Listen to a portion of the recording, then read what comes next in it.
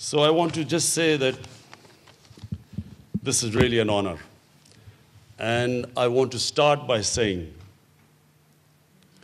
why someone like me, when you heard about me playing cricket, why a cricketer ended up in politics?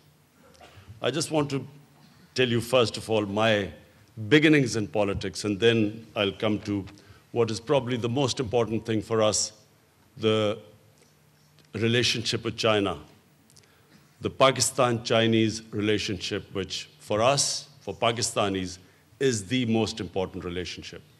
So before talking about it, I just want to talk about a cricketer who's played 22 years of international cricket. Why did he end up in politics? I was the first generation of Pakistanis who grew up in an independent country. My parents grew up in colonial India. My parents grew up when British ruled India. So I was the first generation of Pakistanis who grew up in an independent country. And we took great pride in our country.